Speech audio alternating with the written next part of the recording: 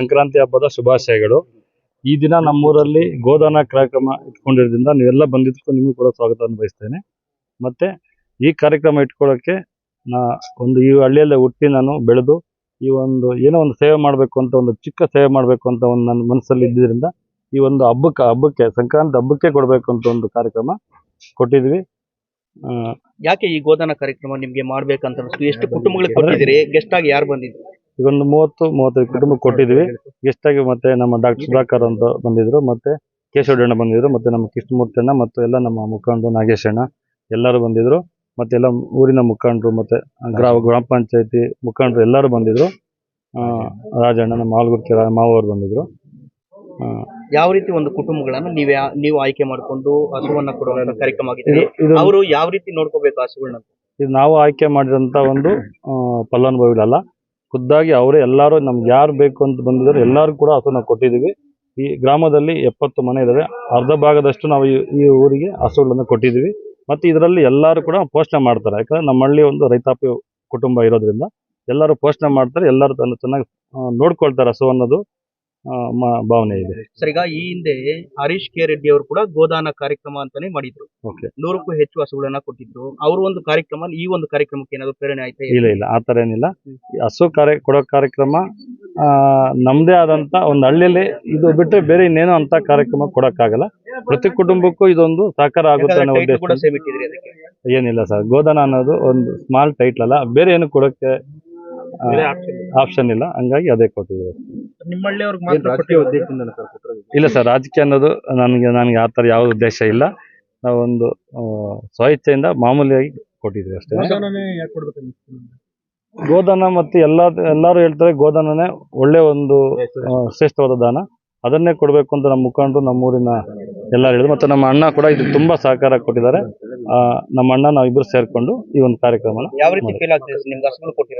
ತುಂಬಾ ಸಂತೋಷ ಇದೆ ಸರ್. ಇನ್ನ ಇದೇ ರೀತಿಯಲ್ಲಿ ನಮ್ಮ ಹಳ್ಳಿಗೆ ಏನೋ ಒಂದು ಮಾಡಬೇಕು ಅನ್ನೋದು ಒಂದು ಆಸೆ ಇದೆ. ಮುಂದಿನಲ್ಲಿ ಎಲ್ಲ ತರ ಸಹಾಯ ಮಾಡ್ತೀವಿ. ಇನ್ನು ಮುಂದುವರಿಯುತ್ತಾ ಈ ಒಂದು ವರ್ಷಕ್ಕೆ ಸರ್, ಈ ಸದ್ಯಕ್ಕೆ ನಮ್ಮ ಹಳ್ಳಿ ಮಟ್ಟದಲ್ಲಿ ಮಾಡಿದ್ದೀನಿ. ಮುಂದೆ ನೋಡೋಣ ಸರ್, ದೊಡ್ಡ ಮಟ್ಟಕ್ಕೆ ಮಾಡೋಣ. ರವಿಕುಮಾರ್,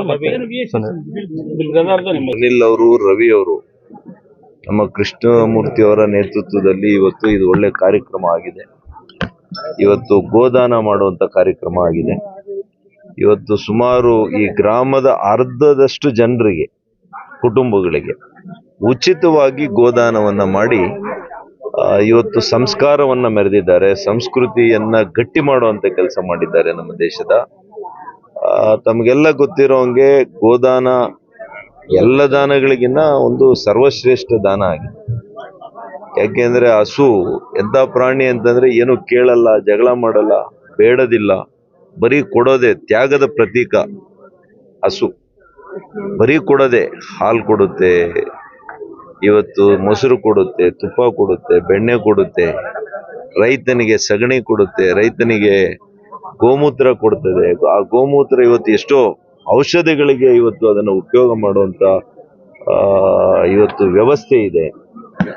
ಹಾಗಾಗಿ ಗೋಮಾತೆಯ ಸೇವೆಯ ಜೊತೆಗೆ ಇವತ್ತು ಬದುಕು ಕಟ್ಟಿಕೊಡುವಂತ ಕೆಲಸ ಇವತ್ತು ಈ 35 ಕುಟುಂಬಗಳಿಗೆ ಏನೋ ಇವತ್ತು ಆ ಕುಟುಂಬಕ್ಕೆ, ಆ ಜೀವನಕ್ಕೆ ಸಹಾಯ ಆಗುವಂತ ಒಂದು ಗ್ಯಾರಂಟಿ, ಬದುಕಿಗೆ ಗ್ಯಾರಂಟಿ, ಜೀವನಕ್ಕೆ ಗ್ಯಾರಂಟಿ ಕೊಡುವಂತ ಒಂದು ಯೋಜನೆಯನ್ನ ಇವತ್ತು ಗೋದಾನ ಮೂಲಕ ಕೊಟ್ಟಿದ್ದಾರೆ. ಭಗವಂತ ಅವರಿಬ್ಬರಿಗೂ ಕೂಡ ಒಳ್ಳೇದು ಮಾಡಲಿ.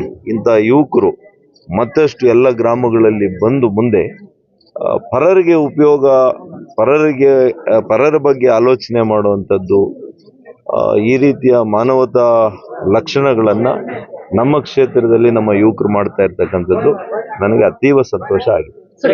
ಸಂಸ್ಕೃತಿಯಲ್ಲಿ ಗೋವನ್ನ ಬಹಳ ಪೂಜ್ಯ ಭಾವನೆಯಿಂದ ನೋಡ್ತಾರೆ ಸರ್. ಗೋವನ್ನ ರೇಷ್ಮೆಗೆ, ಹಾಲು ಉತ್ಪಾದನೆಗೆ, ಸಿಲ್ಕ್ ಅಂಡ್ ಮಿಲ್ಕ್ ಇದಕ್ಕೆ ಬಹಳ ಹೆಸರುವಾಸಿ. ಇತ್ತೀಚಿನ ದಿನಗಳಲ್ಲಿ ಸ್ವಲ್ಪ ಹಾಲು ಉತ್ಪಾದನೆ ಕಡಿಮೆ ಆಗಿದೆ. ಈ ರೀತಿಯ ಹಸುಗಳನ್ನ ದಾನ ಮಾಡೋದ್ರ ಮೂಲಕ ಮತ್ತೆ ನಾವು ಹಾಲು ಉತ್ಪಾದನೆಯನ್ನ ಹೆಚ್ಚು ಮಾಡ್ಕೋಬೇಕಾಗಿದೆ, ಗುಣಮಟ್ಟವನ್ನ ಹೆಚ್ಚು ಮಾಡ್ಕೊಳ್ಬೇಕಾಗಿದೆ.